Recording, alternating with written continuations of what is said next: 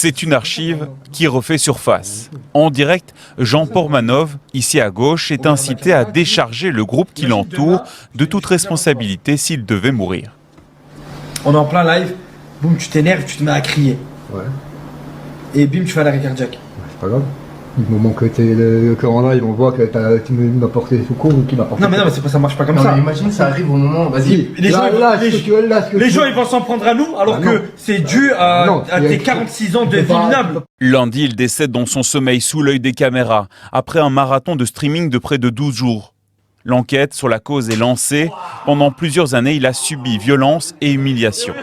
Au moment où c'était déjà dénoncé, c'était Jean Portmanov qui discutait avec un de ses confrères streamers face caméra, comme je suis positionné maintenant. Et derrière, il y avait un des autres streamers qui s'est ramené avec une plaque de placo, donc de plâtre, et l'a fracassé sur sa tête, quoi. Un business de la maltraitance. Pour divertir l'audience, il faisait l'objet d'insultes, de strangulations, de coups, d'humiliations, une violence encouragée par des donateurs. 100 €! Merci quoi! Rien les gars, ça me fait plaisir! Apporter des donations et des abonnements à ce genre de contenu, c'était le cautionner et pire encore l'encourager. C'est la dynamique communautaire du streaming de base. C'est des streamers proposent du divertissement, des concepts, etc.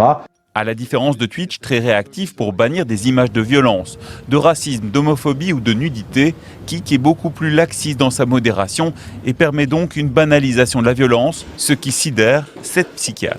Cette mise en spectacle de la souffrance est quand même assez inquiétante et interpellante parce que qu'est-ce que ça dit de notre société? Qu'on ait des personnes qui viennent payer pour regarder ça, pour jouir quelque part de la souffrance de l'autre et rien d'autre, et avec des personnes qui acceptent de se mettre en scène.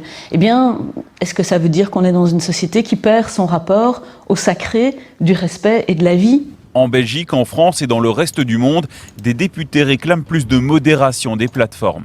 Le jour où il y aura des sanctions pécuniaires très fortes contre ces plateformes, notamment au porte-monnaie, notamment avec des menaces d'interdiction ou des interdictions véritables, alors dans ce cas-là, elles feront mieux leur travail. Dans ce cas-là, il y aura une meilleure modération des contenus et dans ce cas-là, les utilisateurs à la fin seront mieux protégés. Sur X, Kik France a réagi et dit vouloir protéger les créateurs et garantir un environnement plus sûr.